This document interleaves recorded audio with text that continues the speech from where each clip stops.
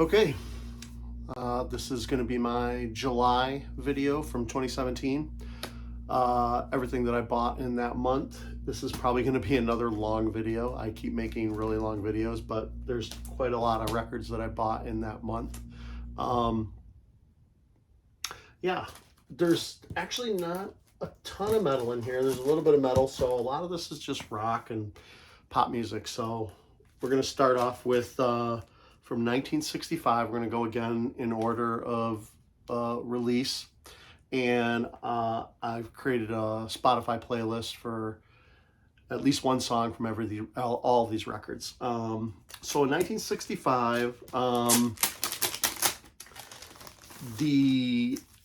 think this is the first album, or at least the first compilation album of Leslie Gore. I guess this is considered maybe a greatest hits, but you know, I think this did come out in '65, this version. So it's just a collection of singles, you know, up to that point. This is a great record. I do love the '60s girl groups. Leslie Gore is one of my favorites. You know, she had an interesting, you know, career. She was discovered by Quincy Jones at 16 years old with her, you know, music and her voice. And I think her parents or whatever, or her music teacher, you know, recommended that he listen to her. Got her in the studio, recorded "It's My Party," and the rest is history.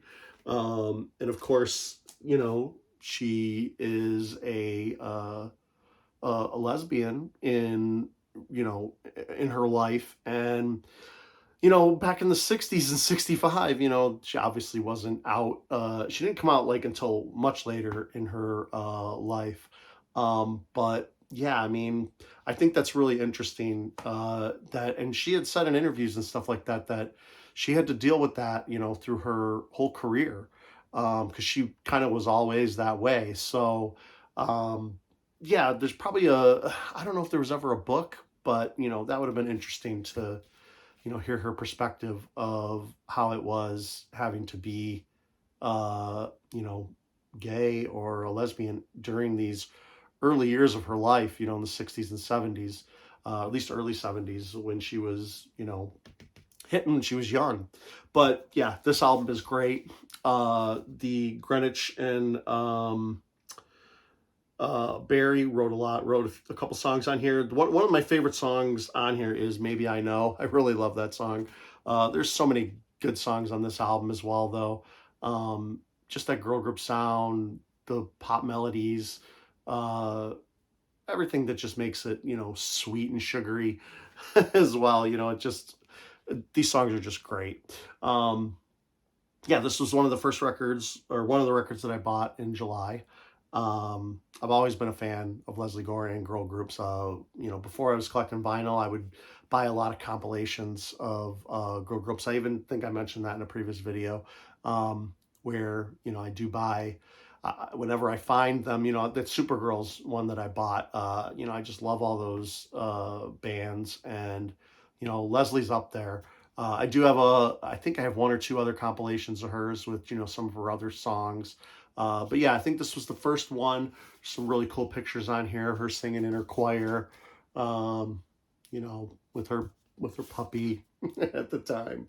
But yeah, nice write-up on here. This is kind of interesting for a 60s release that actually has the lyrics to the songs. Not a lot of my early pressings like this, or early records from the 60s, had printed inserts like this. A lot of them were just plain inserts. So they, you know, did a little bit extra for her release, her first singles release. Obviously, "You Don't Own Me" is on here as well. "Maybe I Know" is one of my favorite songs. It's such a great hook on that. "Look of Love" is great. Yeah, it's another Greenwich and Barry song. A lot of the Greenwich and Barry stuff I like. You know, they wrote tons and tons and tons and tons of song, especially for the Phil Spector era girl groups and stuff. But yeah, Brill Building, that whole deal, really cool era of music.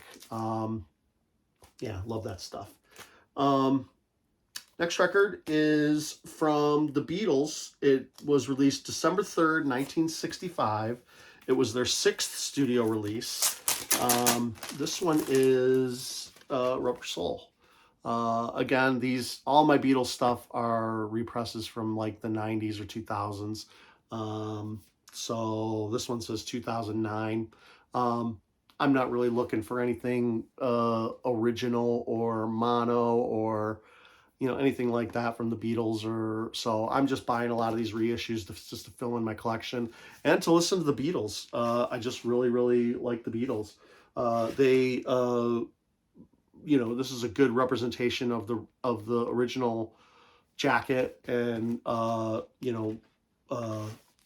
center labels from the Parlophone issue of these are, I think they're all based, modeled on the UK issues of the records, but yeah, I mean, again, with the Beatles, not a whole lot to say. Great songs on here. They started making album rock, like music, they still put out the singles, but, in their mid to later career, they started putting out just albums all together with all the songs on them. And that was kind of unique for rock and roll bands like this, or in the beginning.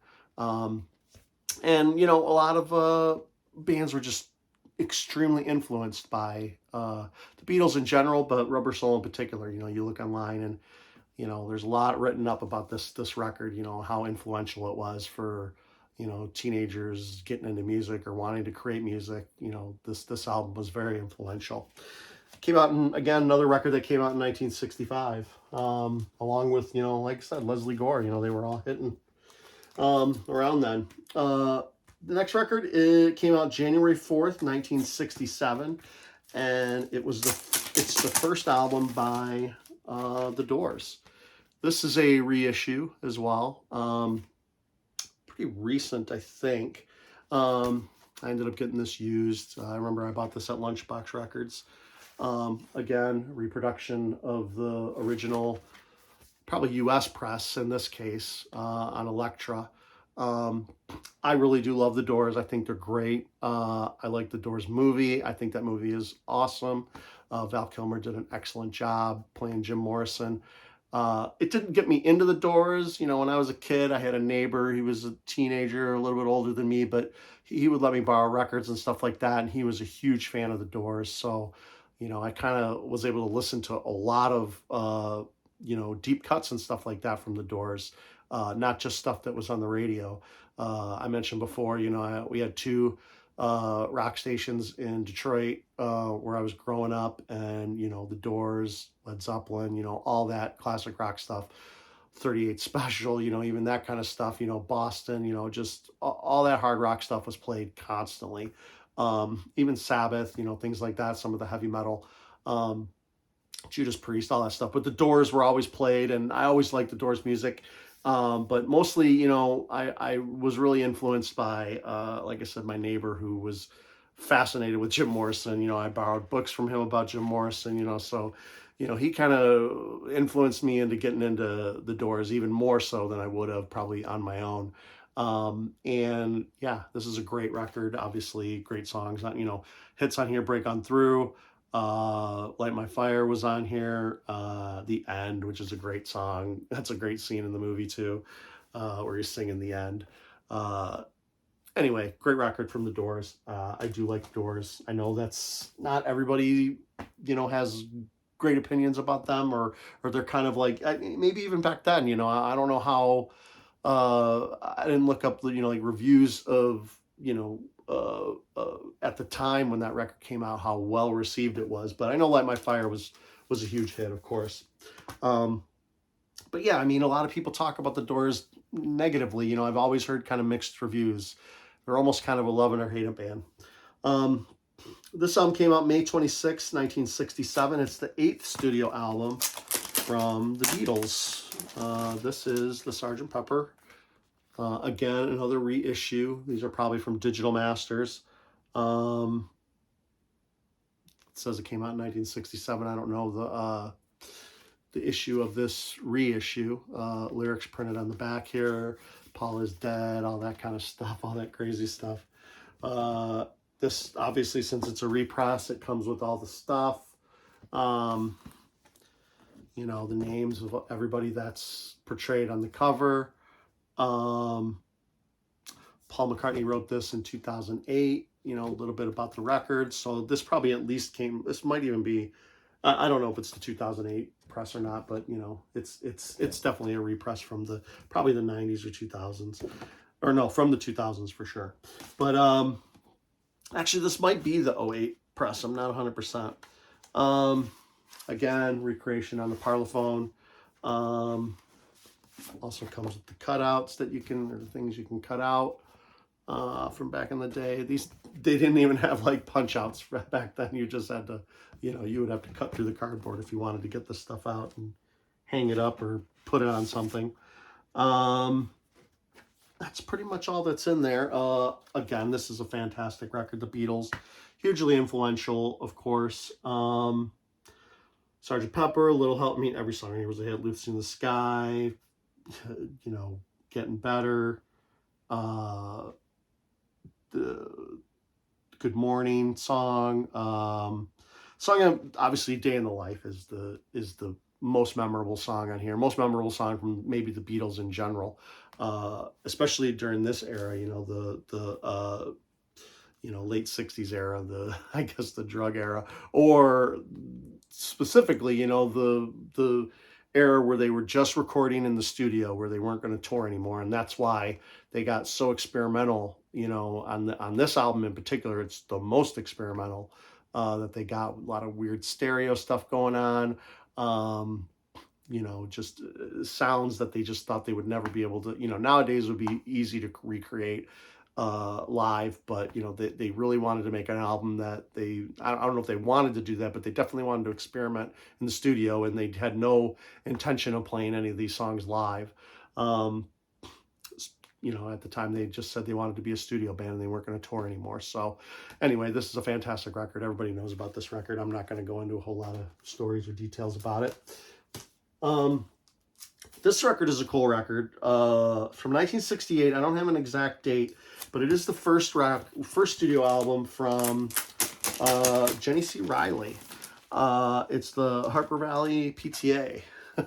This is a really fun record. I don't have a lot of country records, but the country records I do like a lot are like, you know, I guess the sassy ones like this, where it's kind of poppy too, you know. I mean, this could be a crossover kind of, especially Harper Valley PTA. I think it did make it to the pop charts at the time. But yeah, this is just a great song.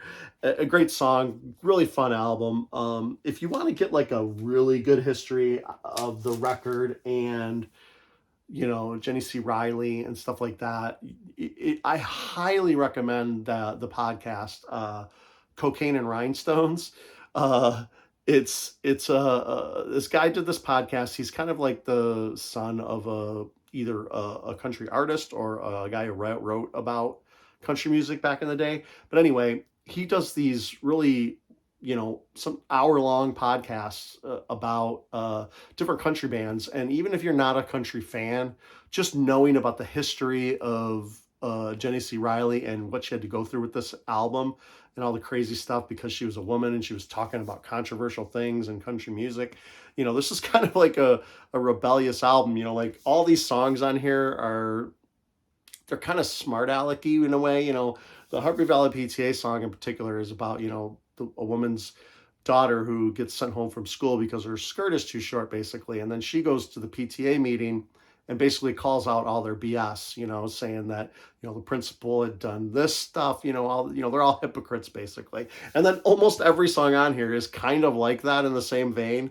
All these funny stories about, you know, the townspeople and, you know, why they're all, you know, kind of hypocritical or whatever.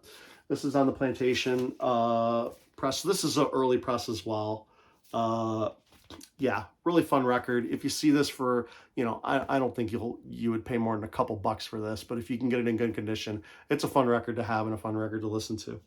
But check out that Cocaines and Rhinestones because there's some really good stuff on there just about those bands, you know, and about country music and, you know, certain artists and just the crazy stories that are out there about some of those guys, you know, and it's really, really interesting.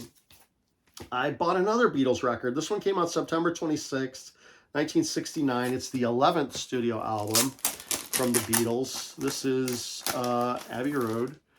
Again, another repress, probably from the 2000s. 2009, yeah, I think these are all the digital represses, but recreated from, you know, this is on the Apple label. So, you know, these are all recreated from the UK presses, is my guess, I'm pretty sure. But yeah, this great album, of course. Some of this, I think it's some of this record was what was represented in the that documentary that came out on HBO recently. You know, at it's more like 6 to 10 hours or whatever. It's crazy amount of hours to sit through that, but it's pretty fascinating watching some of these songs come alive or be written, you know, like on the spot. It's really fascinating, that documentary. Just for that, it definitely. I wish there was like an edited version with some narration that you could watch as well, or that there was narration, because it can be a really boring documentary unless you are like a huge Beatles fan and you just want to see everything naturally happening. I think if you have to watch it with subtitles. I mean, some stuff is subtitled, but I had to watch the whole thing with subtitles, and I didn't even get through all of it yet. It's just something that, you know, I think if you're a huge Beatles fan, you're gonna be like glued to your TV the whole time. But if you're casual, or you just want to, you know, kind of see how these songs are written, you got to go through a lot, and there's a lot of repetition as well, because they come back day after day and they work on the same songs, and it's interesting, but it can be boring just to see that happen over and over and over again. But it's still fascinating to have all that footage, and you know, it's good to have all that, because it's kind of history, you know, music history anyway. And this is just a great record, of course. Here Comes the Sun, Come Together, Maxwell Silver Hammer. I think they show them writing that song. Yeah, Carry That Weight. Lots of great stuff on here. Abbey Road from the Beatles, 1969. All right.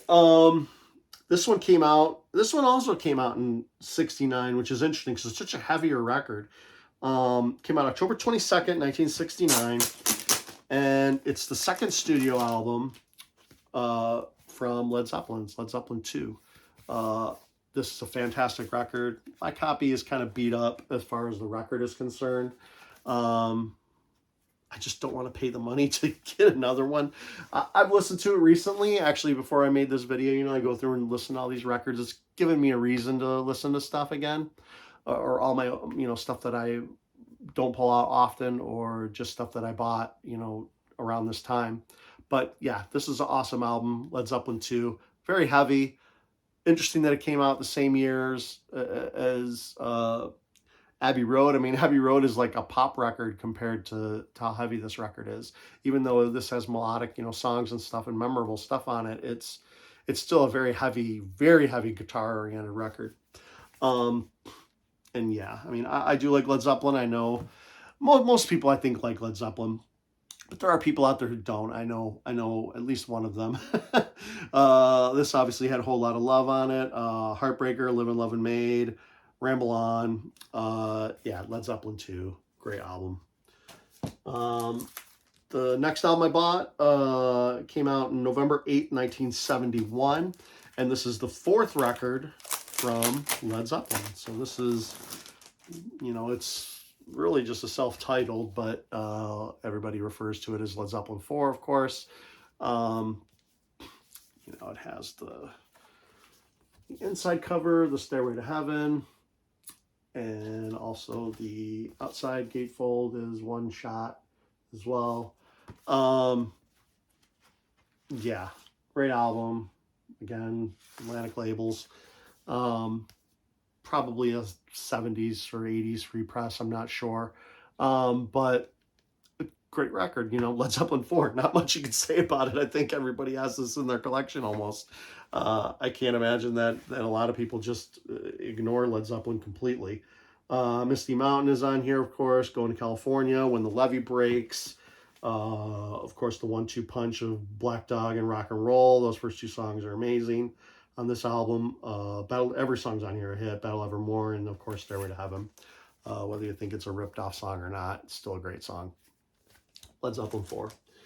And another album that came out in 1973, March 26th. This is the first studio album, or probably more like a compilation, maybe. I'm not sure. I mean, obviously it's their first album, but I think some of these songs may have come out as singles prior to this being, this might be a compilation. But this is before ABBA was ABBA, actually. They were Bjorn, Benny, and Agnethia and Frida. ABBA down here for short. The Forcest LP. This is a not a UK press, but I think it's where is it? Norwegian press, I believe, or Denmark press on the Polar Records. Let's see if I can see exactly. Yeah, made in Denmark. So yeah, this is Denmark press of the first album from ABBA. Great record. I mean, these guys were brilliant out of the gate, with Waterloo, the Eurovision song, and then they started, doing stuff in the studio, and, Ring Ring. Oh my gosh, that song is just like, it just gets stuck in your head. And this has the English and version. I think it's in German, English, or just in original. They're originally in their Swedish language version. So you got both versions on this album. Another Town, Another Train is excellent. Nina Pretty Ballerina is really good. Me and Bobby's brother. He's Your Brother. Both versions of Ring Ring. Just a great. ABBA is so good. I mean, I can't imagine not having ABBA in a collection, just because of the pure pop music that they made, the harmonies, their voices, and you just can't deny their musical, they're geniuses in a way. I mean, really, hugely popular. Anyway, I like ABBA a lot. I'll talk them up anytime I get a chance. So I really do enjoy their music. It's just a really fun listen, and you just catch yourself singing along constantly. This next album came out in the fall of 1977. It came out after the movie debuted, of course, and it was kind of unauthorized. This is Star Wars by MECO. He kind of went off and did this on his own, without the permission of George Lucas or John Williams, and put out a disco version of the Star Wars soundtrack. This might have even come out before, or he started working on it before the soundtrack even came out. There's a cool article if you go online and you just look up, Star Wars, or MECO, the story of Star Wars, whatever the article is called, and they interview him, I think in 2010 or something like that, right around there, in the 2000s. And he talks about this record. He talks about, how he didn't have permission to do it. He just went out and did it. He had to recreate some of the laser blast sounds, the C-3PO noises, the R2-D2 noises. He had to figure out how to make those noises because he didn't have access to, any archives with Star Wars, or with George Lucas or John Williams or whoever, the sound people, to get, sound bites from the movie or anything like that. So he had to work on this and get all this stuff out. And this album sold tons of freaking copies. I mean, it sold millions and millions of copies. And the record, I think it was nominated for a Grammy the same year that the Star Wars soundtrack was.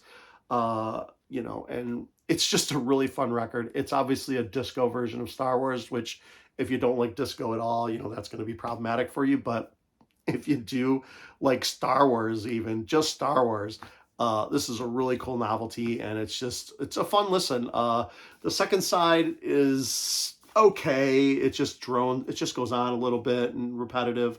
It's galactic funk, but it's still not bad, especially if you like the disco stuff. And this cover art is just ridiculous. But yeah, this is a fun record to have. As soon as when I saw this, I was like, and honestly, I knew this existed from when I was a kid. And when I started collecting vinyl again, this was kind of a goal for me to find this record. It wasn't like on a list or anything like that, but I knew that if I saw the disco version of Star Wars, the soundtrack, I was definitely going to pick it up. And I got lucky early in my collecting in July 2017 when I saw this Manifest, and I just picked it up. It might have been my dollar record, because when you buy two, you get one for $1, or you used to. Anyway, there's a lot of history on this too. Like from this album, MECO was able to make the Power Tower studio, from the money that he received on this. Read that article; it's really good. Bon Jovi has, the guy who produced this or remixed it or whatever, Tony Bon Jovi. He is Bon Jovi's cousin or whatever, or Bon Jovi is his cousin. And, he sang on one of the Star Wars Christmas records. That was one of the first things that Bon Jovi ever did. So there's a lot of history that this album started. That's pretty fascinating. And MECO is an interesting character. And he did a bunch of these after Star Wars was a hit. He did like a Superman soundtrack and, a couple other ones that I think he did the Empire Strikes Back as well. And he actually got permission to do Empire after this one and actually got sound effects and all that stuff. So, it was more of a collaboration. Not really a collaboration, but he basically got access to more stuff. And George Lucas and everybody, they all loved this stuff. They thought it was cool, especially back then. It didn't seem like everybody was copyright crazy, and trying to make money off it. They were just cool that there was something else out there to promote the movie. I think, to get people to see Star Wars, because especially the first Star Wars movie, nobody knew that movie was going to be a hit. The studio sure as heck didn't, and George Lucas didn't think it was going to be as big as it was, of course. So anything to help the movie at the time was probably, welcomed by the studio even. But George Lucas in particular and John Williams as well. Just from the article, they all seem to be pretty cool with this release. All right, the next album came out on April 14th, 1978. And it is the Grease soundtrack. Yes, I have the Grease soundtrack. I think everybody should have the Grease soundtrack in their collection. You could probably get it for $10-15. The first album is mostly albums or songs from the movie. And the second record is kind of just like extra songs, maybe songs that were played in the background or just songs from that era kind of redone. Kind of a disco-y feel to this, the Grease song especially, and it's just a throwback record. It's a fantastic, fun movie. The songs on here are great. I really have no problems with this record. The Grease song in particular is super memorable. Really good song. I even have the Grease 2 soundtrack. My wife likes that movie as well. And I don't know those songs as well as this one, but this is a fun record to spin every once in a while. I was glad that I pulled it out and spun it for this video. Lots of great songs on here. Grease, Summer Nights, Hopelessly Devoted to You, of course. Every song from the movie is on here, so really good stuff. It almost made me want to sit through and watch the movie again because I haven't seen it in years. Again, April 23rd, 1979. This is the 6th studio album from ABBA. This is Voulez-Vous. This is their disco era. Dancing Queen technically was not their disco era, even though that was a popular song in the disco era time. But it really didn't, it kind of had that sound, but this record really leans into that disco sound, that Donna Summer, all that stuff, that was coming up in the late 70s when disco was just blowing up. ABBA jumped on that. They already kind of sounded like disco in a way. Disco was really just pop, mixed with more dance music, type of thing. A lot more bass, a lot more, the danceability was just ratcheted up. in the disco era. But yeah, this album is almost pure disco. But there's a lot of good songs on here still. Voulez-Vous is great. Chiquita is good. Those are the two hits, I think. Oh, Does Your Mother Know was also another hit on here. And this is a great album. I mean, like I said, I don't have anything negative to say about ABBA. Even the disco stuff is freaking good. I have just no issues with ABBA whatsoever. I can put on any ABBA record and it just immediately I start smiling and like, this is really good stuff. It's fun to listen to. Maybe some of their slower stuff I don't get, I would say that's probably maybe the negative, but if they write good hooks into those slower songs, then they're really good. But yeah, I kind of prefer the more upbeat poppy stuff from ABBA for sure. But that would be my only criticism of ABBA, is maybe their slow songs are sometimes, take a little bit longer to get into, but that's about it. All right, now we got some metal.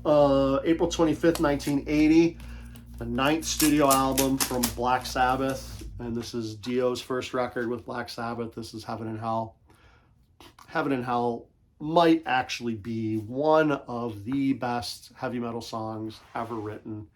And that might be blasphemy for Ozzy fans fans of the Black Sabbath Ozzy era, but I could probably put up a good debate about, I would pit Heaven and Hell against anything in the Black Sabbath's, discography. The song is just near perfect, or it is perfect. It was one of the first heavy metal songs that I got into. I have a record, where is it? My White Hot record. I had this on cassette when I was a kid, and Black Sabbath, Heaven and Hell is on here, and this is one of the first times that I ever heard Black Sabbath, or at least over and over and over again, because I had it on cassette.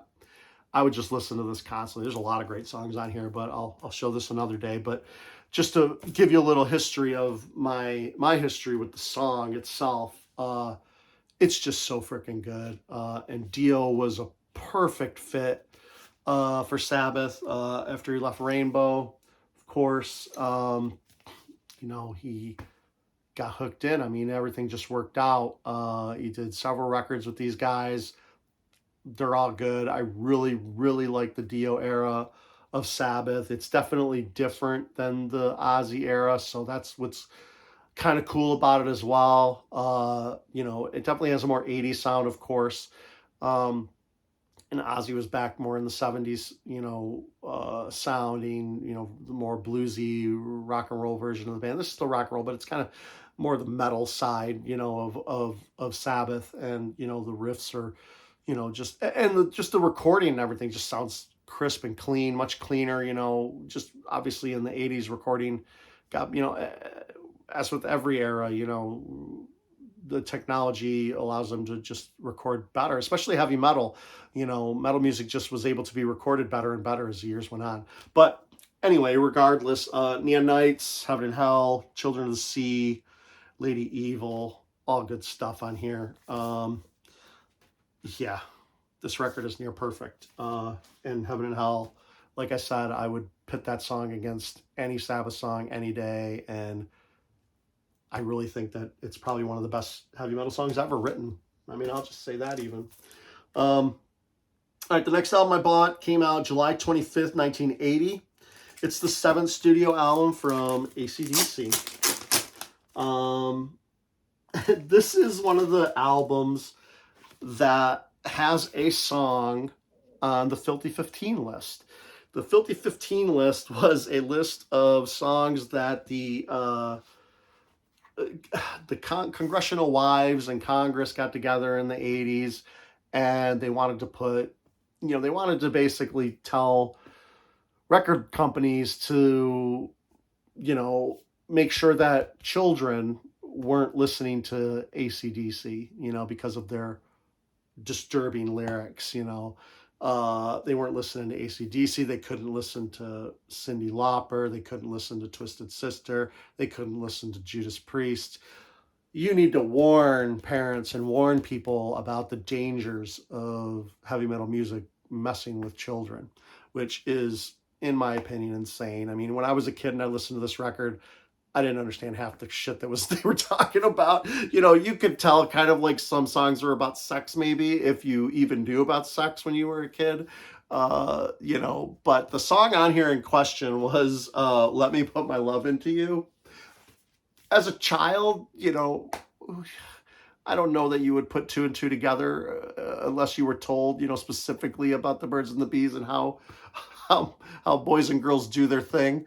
But anyway, it was kind of a debacle. It helped sell millions more records for bands like AC/DC than they probably would have sold without the help of the PMRC and the Filthy 15. Being on the Filthy 15, I can't imagine was hurting any of these bands' career.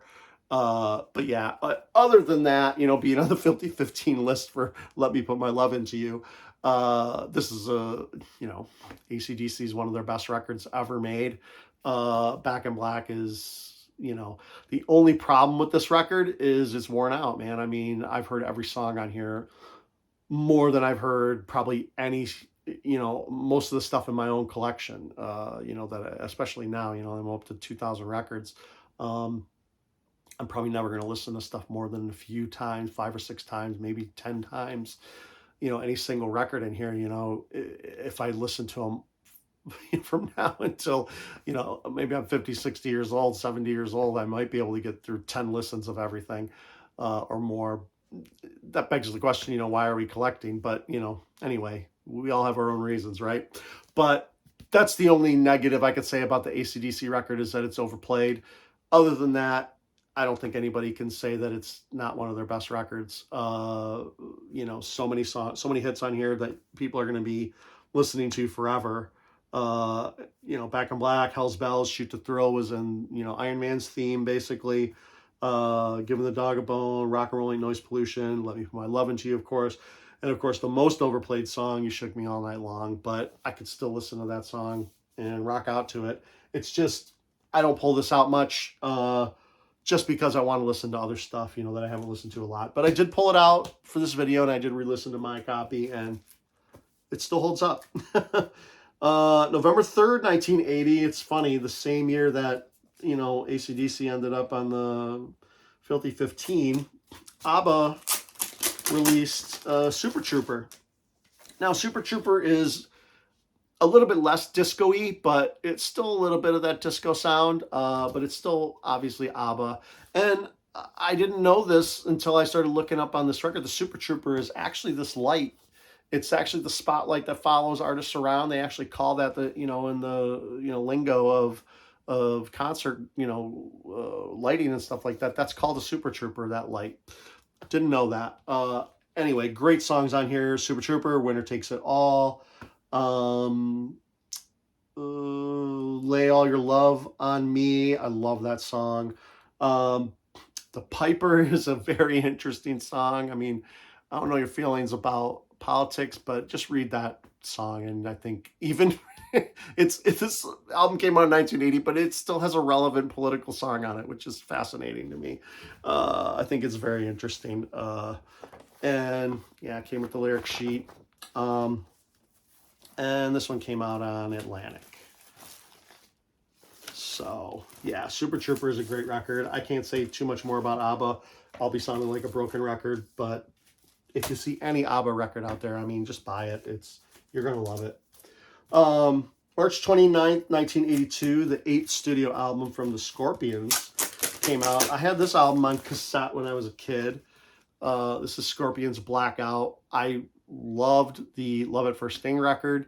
I thought that record was fantastic.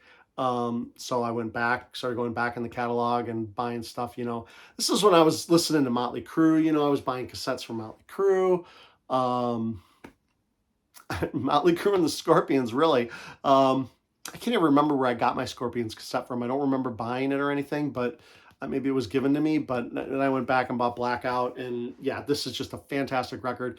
Love at First Sting probably is their best record, objectively, but it has a similar issue that the Back in Black record has, where it's on the Mercury, where it's just overplayed, and that's the only problem. So I usually go to Blackout, or I go to the Willie John Roth era stuff when I put on my Scorpions.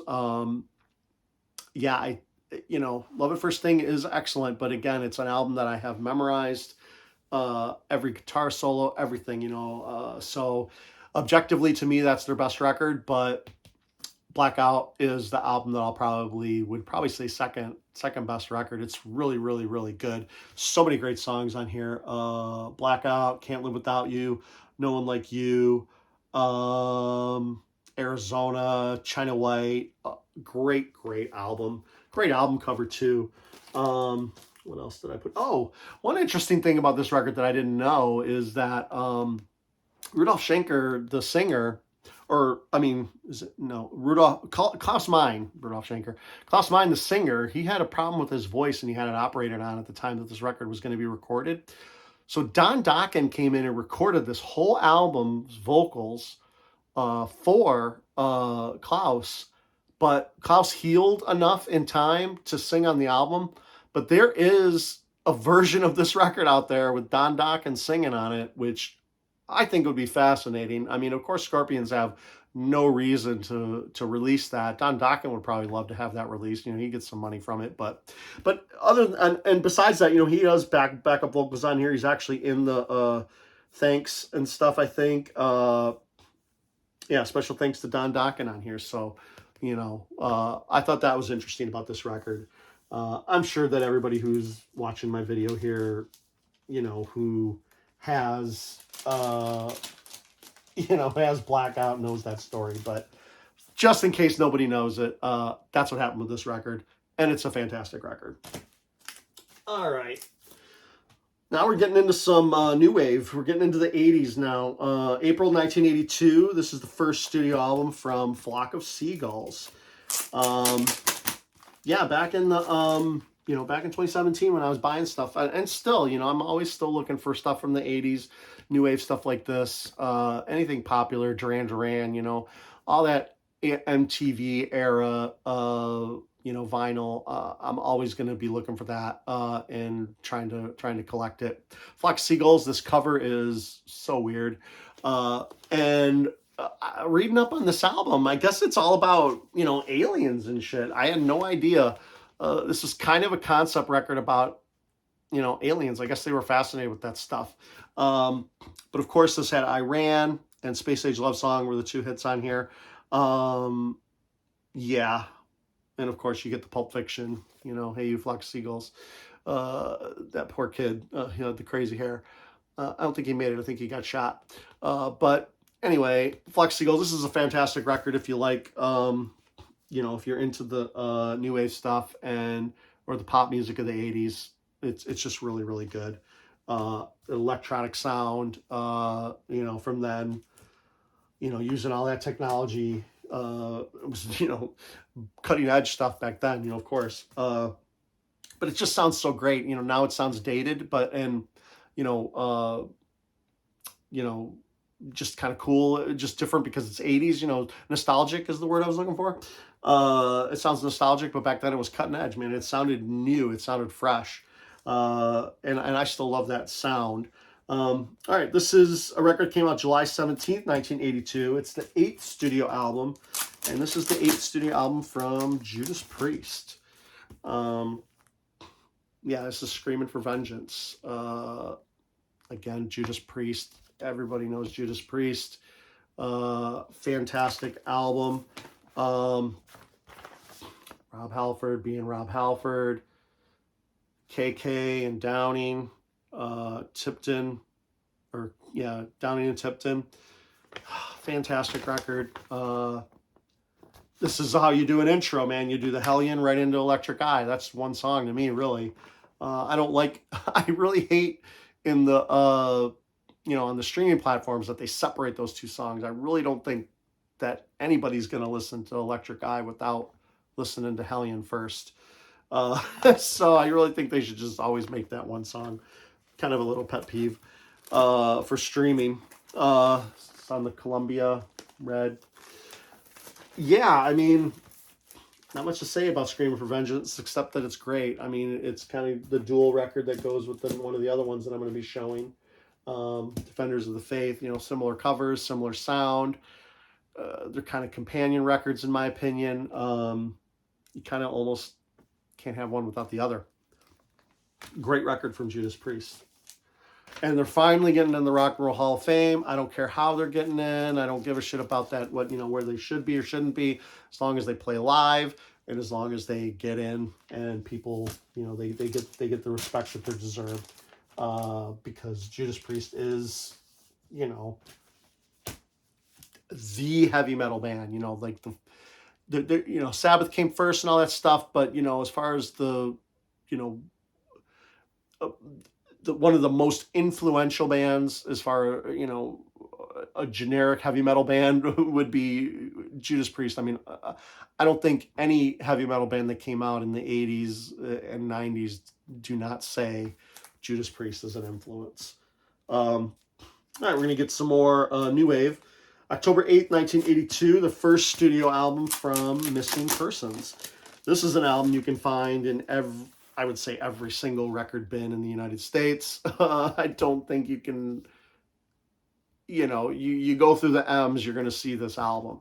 Pick it up. I mean, it's, don't pay more than $3 or $5 for it, but pick it up because it's really, really good. If you don't know the hits on here, Walking in LA is great. I forget the other one. Is it Here and Now? I can't remember the other. Oh, Destination Unknown is the other single that you'll probably know on this record. This is a great new wave record, new wave pop record. It's just fantastic. I really can't say nothing negative about this record. It's one of those records that's in every bin. It'll sell for like $3 or $5, and you're not going to be disappointed if you pick it up, I don't think. There's the inner band pictures, and this came out on Capitol Purple, which a lot of the Beatles 80s reissues, I think there was a big reissue in the 80s, and a lot of those came out in the Capitol Purple. All right, the next record. This is one of the best-selling records of this year, of April 14th, of 1983. This album came out April 14th, 1983. It's the 15th studio album from David Bowie. This is Let's Dance. This is from his more, this is in his pop era, the Thin White Duke era. He's definitely moved away from the rock and roll, and he's into the pop rock now, with Let's Dance. What else on here? China Girl, Modern Love, and Cat People. I love that song. That song was used very, very well in the movie Atomic Blonde with Charlize Theron. When that song kicks in at that one part, it's not even an action scene, but it just puts you right in the mood. You're like, oh man, we're in the 80s. This is fantastic. This was Bowie's best-selling record ever. I mean, from what I read, which surprised me. I would have thought, Spiders from Mars would have been his best-selling album ever, but it's this one. But this was like a crossover record, so, he people who like Bowie from the 70s were digging this record, and all the new people from the 80s who wanted a pop rock record were digging this record too. This is a really good album from David Bowie. Watch Atomic Blonde for sure. If you haven't seen Atomic Blonde, it has a lot of good 80s songs on it. It kind of takes place in the 80s on the Russia border, or not Russia, the German Berlin Wall border. Great movie. All right, September 26, 1983. This is the second album from Motley Crue. This is Shout of the Devil. These guys also, there's a theme. this was kind of accidental, but there's a theme to this video, or at least the records that I'm showing, where a lot of albums on here, or a lot of songs from records, ended up on the Filthy 15 list. Uh, and Bastard was one of the songs. I guess it was just for language, just because it was called Bastard. Maybe Violence. I don't know. Now, these guys came out of, a freaking Mad Max movie. Look at these guys. I mean, if you, and this is in the gatefold, so you wouldn't even have seen this. You would have seen just this picture in the back. But this, I mean, as a kid, like, what the heck, man? Of course I'm buying this record. Especially if I'm a teenager. But I was young when I bought this record. I bought it. This was the first on cassette. This was the first album I ever bought with my own money. Motley Crue was my first favorite band ever. I had this, Too Fast for Love, on cassette, and then Theater Pain came out, bought that on cassette. Girls, Girls, Girls years later, bought that on cassette. I mailed in the Sin letter to get on the fan club. Huge Motley Crue fan when I was a kid. I really, really loved this album and all their stuff. Again, overplayed by me, myself, but I can still play these records and enjoy them. Not seeing them on tour, though, Vince just doesn't have it anymore as far as the voice is concerned. The guys play good. I saw him for free, actually. I got to see the final tour. But yeah, this one's at stadiums and stuff like that, these bigger stadiums, and it's just going to cost too much. So I'm just not, I'm watching a bunch of YouTube videos on live stuff, and it looks like it's pretty much fun. But yeah, I kind of done with seeing Motley live, but I can always go back and listen to these albums. This is a fantastic record. Another one on the Filthy 15, though. And another one on the Filthy 15. This one came out October 14, 1983. I really think they picked on a bunch of songs from 1983, or a bunch of albums from 1983 for that list. I don't think they went back too far. Well, they went back to 1980 for the Back in Black song. But this is Cyndi Lauper, She's So Unusual. Another new wave record, new wave pop record. This record is fantastic. Prince actually wrote a song on here for Cyndi. I think it was the Money. What song was it? When You Were Mine. Yeah. There's the inner and the lyric sheet. Yeah, this is a great record, of course. I really like the deep cuts on this. And She Bop was the song. I never read I still don't think I've read the lyrics to this song even all the way through. But that song is about masturbation, just in case you didn't know, a girl masturbating. Of course, every kid who read the lyrics to this knew exactly what that was. So PMRC needed to get involved and say, that song, big no-no. But yeah, I don't think any kid who's between 10 and 15 years old knew what She Bop was about. I mean, maybe a couple, but they probably had to be told. Anyway, regardless of that, Cyndi Lauper has a filthy mouth. She's on the Filthy 15. She's bad for your kids. Put a parental advisory sticker on here, but still buy this record, and I'm sure it helped her sell at least 1 million more records than she probably would have. I think this record won a Grammy as well. She won a Grammy for Best New Artist. 16 million copies. Annie Leibovitz did the cover photo. She did the John Lennon Yoko Ono one where Lennon is naked, wrapped around her. She's a famous photographer, and she did the cover photography for this. Great record. Pick this up. You shouldn't have to pay more than $10 for this in the bins. It sold 16 million. There's 16 million of these out there. All right, November 23rd, 1983. No songs on the Filthy 15 for this one, but I picked this up because I don't have a lot of Who records. But this is the Who's greatest hits. This has, I think there's at least 2 songs on here are cut down from their original versions. Won't Get Fooled Again and Love Reign Over Me. Love Reign Over Me might actually, I'm not the hugest Who fan, so it doesn't, I'm not precious about Who songs, but Love Reign Over Me is probably, that the cut down version, it really kicks into the chorus much quicker. so it just kind of, I don't know, for me it works better. But I have some Who, and I'm getting into some Who more, but I'm definitely not the biggest Who fan. Greatest Hits is good for me. I do like the 70s output, the Won't Get Fooled Again era, the Who's Next era. Those are great. That's great stuff. I really like probably those two records, and or those records right around that time, more so than the early stuff. I think Who, to me, it's just like they're hit or miss. Some of their songs are great, and some of their songs are just kind of boring to me. I don't know. I don't want to say anything too negative about the Who, but they're not my favorite. And Greatest Hits is probably good enough for me. I may pick up some more stuff, and maybe it'll hit me. Maybe it'll click with me eventually. But for now, Greatest Hits is good enough for me. And this is pretty good Greatest Hits. It has a lot of songs on here. I think this was reissued recently too, for maybe Record Store Day or something. And it's on the Rainbow MCA. Good album to have. You can find it. Mine's actually a promo.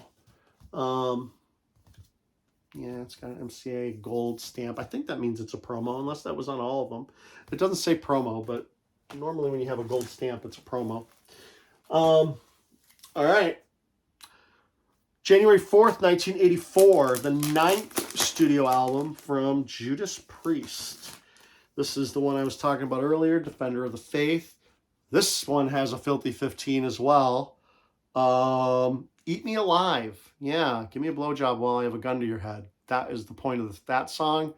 Obviously, it's a joke, but, if the PMRC wants you to not buy this record or have a sticker on here because of that, I mean, this might be actually one of the more controversial songs because, yeah, it is kind of, it's kind of weird.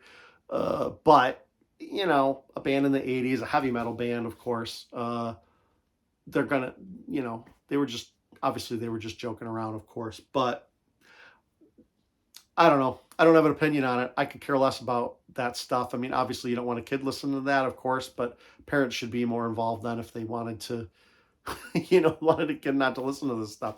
And that wasn't even a single or anything, so you definitely would have had to have bought the record. But anyway, it was on the Filthy 15. I don't agree with censorship, so, if you don't want your kid to listen to it, make sure they don't listen to it. Anyway, this is an excellent album for an adult because kids shouldn't be listening to this. Free Will Burning, Jawbreaker, Rock Hard, Rock Free, The Sentinel, Love Bites. Some heads are going to roll. Almost every song on here. Every song on here is great. This is a fantastic Judas Priest record. Yeah, if you get a chance, and you're interested, read Rob Halford's book, man. It's really, really good. It talks about all the shit he had to go through. It's really a personal story for him about, his identity as being gay, in the heavy metal culture and, with the band and stuff like that, and what he had to go through, how he had to hide it, how he didn't want to come out, how the band knew that he was that way, but, he didn't want to hurt the band in any way at that time, by coming out. It's a really interesting story. It's tragic. It's sad. It's hopeful at the end, because when he did come out, he really was accepted for the most part. I don't think Judas Priest lost many fans, if any, from Rob Halford, coming out the way he did. He came out when he wasn't in Judas Priest at the time, but still, he did come back, and I don't think anybody has an issue with that. No, and nobody should, really. But yeah, Judas Priest, excellent band, pioneers of heavy metal. They deserve the Rock and Roll Hall of Fame. All right, this album came out April 16th, 1984. It's the 6th studio album from Saxon, and this is Crusader. This is one of their albums that hardcore fans of Saxon would probably say isn't their best. I really like this record, though. I have no problem with it. It's definitely a poppier sound and, more clean sounding album. And, it has a little bit of AOR on it, maybe a little bit more radio friendly, but there's still good songs, I listened to this recently, like I said, when I pulled it out for this video, I played it, and I was reading the reviews. I was like, people were just saying, oh, it's not good. Crusader's the only good song on here. Well, I kind of disagree. Uh, I think I'm a fan of all the Saxon stuff. They're very consistent. And saying that and sometimes is a negative thing where, when you say a band is really consistent, you may mean that, they just do the same thing over and over again. And they're not really going outside their comfort zone. And I really don't think that it has a little bit more hooky and maybe it's a little bit more simpler songs, but I still think they're good songs. I'm not a guitar player or a musician, so I don't know how hard or easy these songs are to play. So that really doesn't come into my mind when I'm listening to music all the time. Obviously I can tell when a song might be technically harder to play just because of how it sounds. And, if there's a lot of repeating stuff, maybe that's not as difficult. But, I don't know that, that really maybe not even doesn't apply to this record. It's just, maybe it's just not heavy enough for some people, because of the production or whatever. But I think it's great. I think it's a good album. It has some really fun songs on it. Sailing to America is great. Set Me Free is a great cover. There's I don't really like cover songs unless they're done in a way that's unique, for the band. And I think Saxon really makes Set Me Free their song. Obviously, it's a song from Sweet, a 70s hard rock band or a power pop band even. And this version doesn't sound like a power pop version. It sounds like a heavy metal version of Set Me Free. It's kind of like a Run to the Hills kind of feel to me, kind of a commercial song and, a memorable song. But I don't know that you would know it's a cover, unless you knew the song already. I really think Saxon makes it their own. There's some just really good songs on here. It's just a good hard rock record, honestly. And it's from the mid-'80s, so, you got that mid-'80s hard rock sound. It's not as heavy as Judas Priest or anything like that, so Priest was definitely a bit more heavier than these guys. But I would put these in, kind of with the AC/DC, kind of like a mix, like between an AC/DC and an Iron Maiden, maybe. Just the simplicity of the music as far as, AC/DC is concerned. And, singing about rock and roll, things like that, those type of themes. Anyway, this is a good record. Don't pass this up if you see it, and people have told you that it's not good. I think it's good. So my opinion, you should buy it.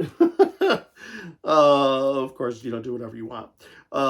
June 25th, 1984, the sixth studio album from Prince. Of course, this is Purple Rain.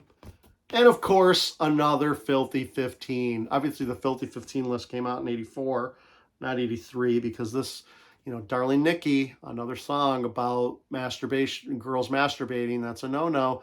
Do not sing about females masturbating or males masturbating, I guess.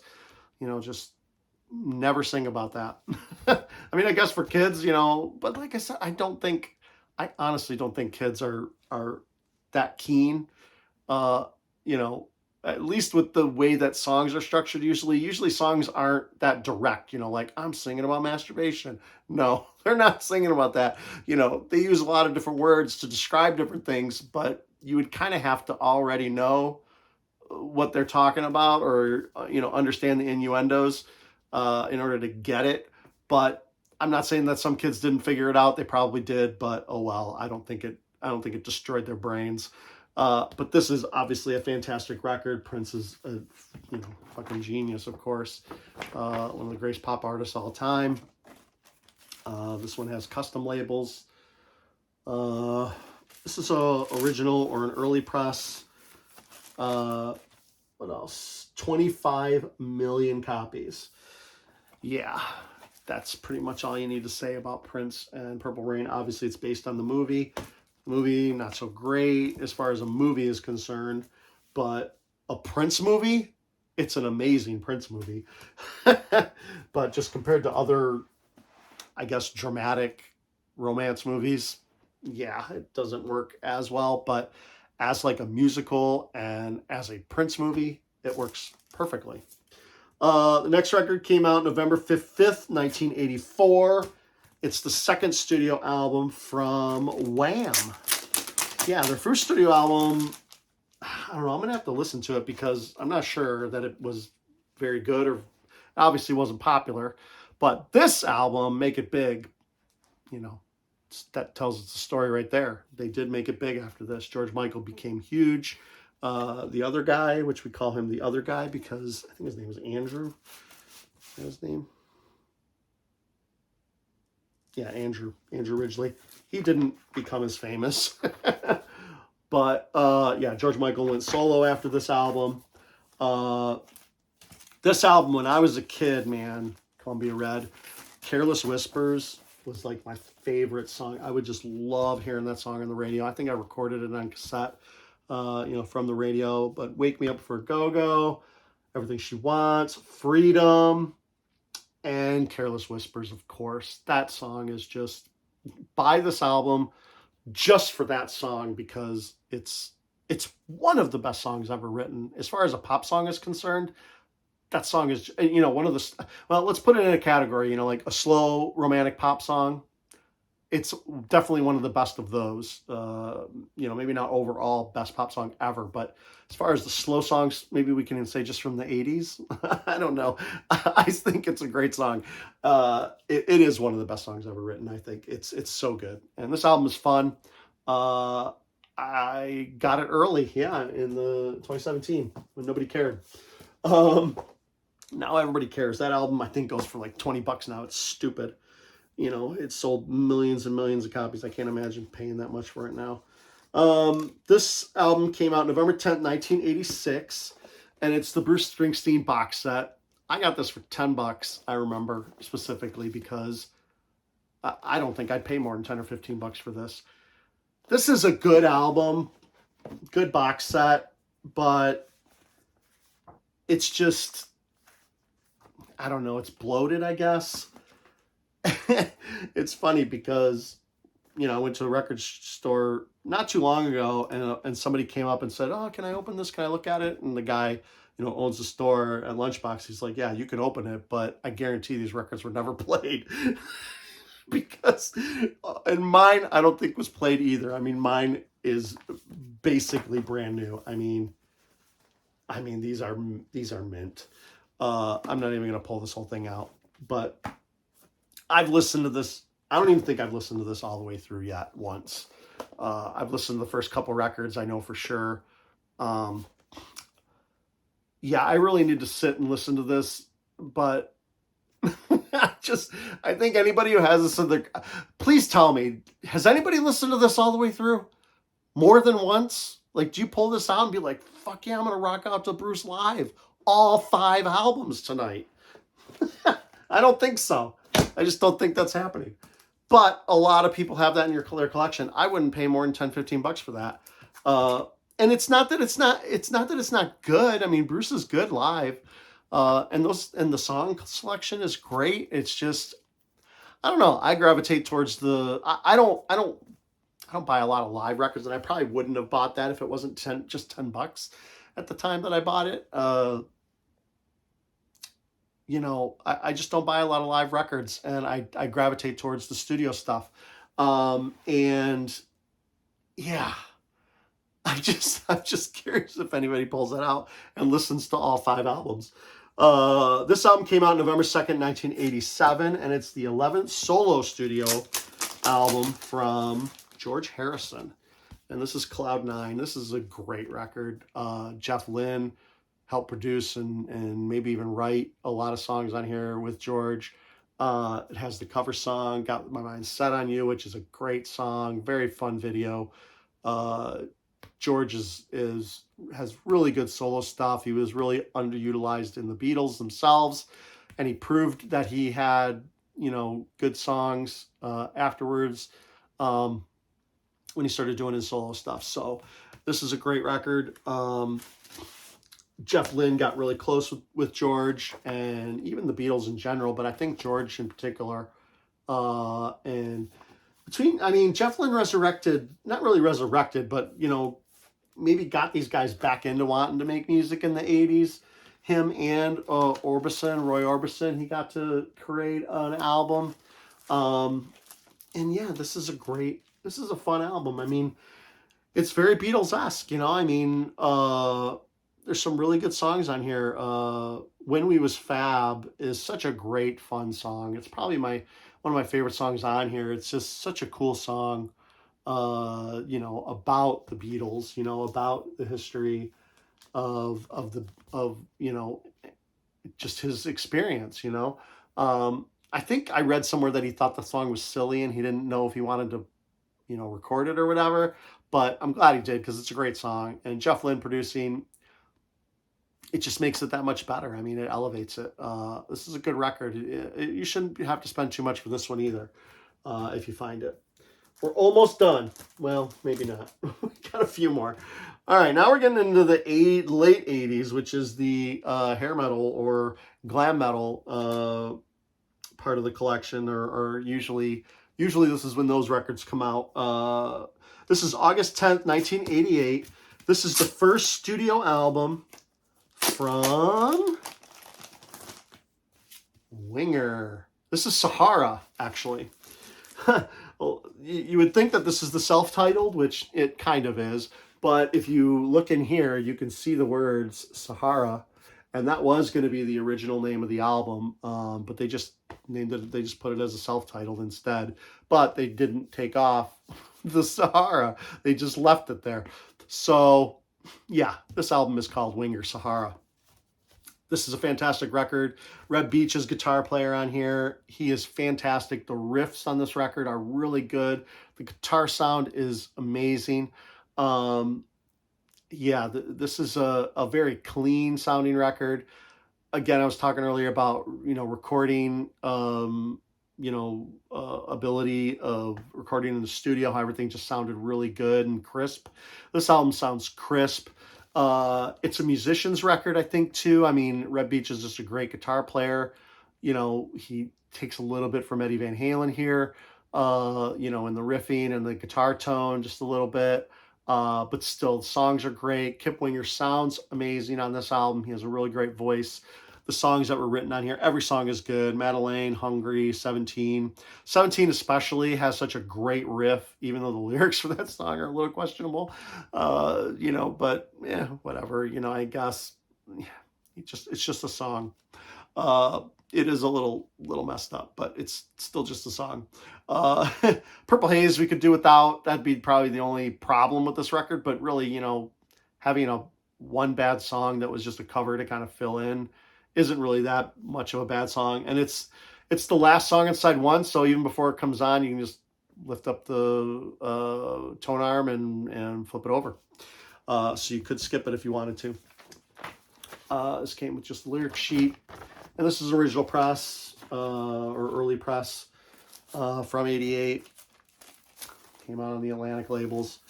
Fantastic record. If you do read the book, I highly recommend reading the book called Nothing But a Good Time, which is an oral history of glam metal from the 80s. Winger has a good section of that book where, you know, he talks about getting his record deal. You know, he came from Alice Cooper. And got Red Beach involved in the band. You know, they started writing their own stuff, and they demoed the hell out of their stuff, and they would turn in their demos to the label under different band names because they assumed that, you know, they weren't being signed because of who they were, so they would keep sending the same songs in, either re-recorded or recorded a little bit differently. Maybe with one new song on the demo, and, you know, until they finally got signed. And then, you know, when they did get signed, you know, the manager was like, "Ha, gotcha. These guys are Winger, the ones you've been turning down this whole time." But it's really cool. I would recommend that book. It's a fun read, especially if you're just even interested in the, you know, that whole scene, the LA Strip, or Sunset Strip scene. And this album came out August 10th, 1989. This is the second studio album from White Lion. Yeah, this is big game. This album, they were talked about, you know, in the book as well, that they were, you know, kind of pressured to get this album out quick, so they wrote it really quickly. I still think this album is really good. It's not as good as the first album, Pride, but it's still really good. There's some really good songs on here. And I'm going to make a bold statement, guys. A bold statement. One of the best cover songs ever done is Radar Love by White Lion on this record. That cover song really sold me on White Lion and the band. And I bought this album because of that when I was a kid. I bought it on cassette because watching MTV and stuff, when I saw that video and I saw that song, I had heard Little Fighter and I was like, it's all right. That's good. I was getting into thrash metal and stuff like that, so I was getting a lot heavier stuff. But that Radar Love song sucked me back into the glam metal, side of my brain. And I was like, that is a freaking excellent song. The guitar solo by Vito Bratta on that song is amazing. Drums are good. Mike Tramp does a great job singing on this album, and that song in particular. Yeah, bold statement. One of the best cover songs ever is Radar Love by White Lion. It's on the Spotify playlist, of course. Pick up this album. I mean, this album's pretty good overall. It has a lot of good songs on it. I really like the other song on here, Dirty Woman. I really like that song. The guitar riff on that, it has a winger sound, like a 17 kind of, just a riff, a solid riff in that song. Let's Get Crazy is really good as well. Cry for Freedom is an excellent song. And, White Lion, they would sing about a lot of different stuff. They didn't sing just about sex, drugs, and rock and roll. That Little Fighter song is about, a little Dutch ship that got blown up, and a terrorist attack or something like that. So there's a lot of political stuff on here. Cry for Freedom obviously is a political song. They have some love songs on here too, and songs about sex too. But there was a little bit more to White Lion than that, and that's one thing that kind of made them stand out just a little bit. They were, like the Winger album, that's all sex and drugs. Or mostly just sex probably. But White Lion kind of mixed it up in the lyric department. All right, now we're getting into the 2000. Big jump from 89 to 2015. This album came out September 25th, 2015. It's the fourth studio album from a band called Graveyard. This is very much 70s hard rock. If you really like a minimalist sound, the recording of this record is done fantastic. It is very underproduced. You can hear every instrument. It reminds me of the production. It really does take you right back to the 70s, like a Sir Lord Baltimore or something like that, where everything is just clear. You can hear every instrument. It's not overproduced. You don't feel like there's tons of overdubs of vocals and guitars and all that stuff. It's just one or two guitars, bass and drums, and a singer. And there's some really good songs on here. The song I put on there was Exit 97. It's kind of a slower song. There's a mix. I think maybe about 50% of this record is like slow to mid-paced, and the rest are like kind of a little bit faster songs, but very much a 70s hard rock sound. If you're looking for a modern band that does 70s hard rock, this is a pretty good band. It's just pretty good, I would say. Came out of Nuclear Blast. It's got custom labels. Graveyard. The name of the album is Innocence and Decadence. And one thing, because I love ABBA, I found out that they recorded this album. These guys are from Denmark, I think, or Sweden. These guys recorded this album in the same studio that ABBA used to record in back in the 70s. Fantastic. This album actually gets a bump up because of that. Pick up this record just because of that. All right, we just got a couple more records here, a few more. April 29th, 2016. This is the 8th studio album. And this is one of the first ones I bought. Well, it's not the first one I bought, but this is the second album I bought from King Gizzard and the Lizard Wizard. Great band name. I mean, if anything, if you buy King Gizzard for anything, buy it for their band name. But again, these guys are 70s hard rock, kind of more in the progressive vein than just hard rock. Got this on a colored vinyl, the blue splatter, blue with, I think it's red kind of splatter on there. Yeah, this is a pretty cool record. Nonagon Infinity is the name of this record, and it kind of has an interesting gimmick where the beginning of the first song is the end of the last song, so it's supposed to be able to be played constantly without any breaks. So if you did ever put this on repeat, on like a, on a streaming service, everything should kind of flow. Not that great of a trick, but it's still interesting. 9 songs, Nonagon Infinity, where you can play it over and over and over again. Pretty cool album. Lots of good songs on here. I mean, King Gizzard sounds like King Gizzard on this album. This is more of a typical hard rock album for them, but it's still really good. I'd recommend it. This album, it came out June 16th, 2017. Now, this album came out actually right around the time that I started collecting, and actually right around the time that I bought it, because this is obviously July, so it had just come out a couple months before in April. And I think I ordered it. I can't remember if I ordered it from his website or not, but this is Matthew Sweet. This is, what's the name of this album? Tomorrow Forever.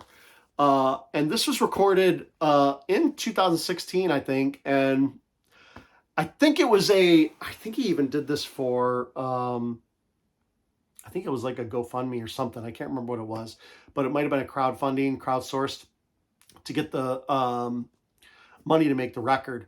But this is a really cool record. This is Matthew Sweet back with, if you like Matthew Sweet and you like the 100% Fun, Blue Sky on Mars era of Matthew Sweet, this record fits right into that.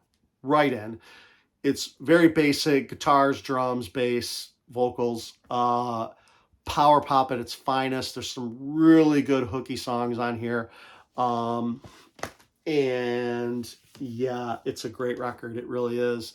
I don't think there's a Matthew Sweet record I don't like, so I'm a little bit biased, I guess.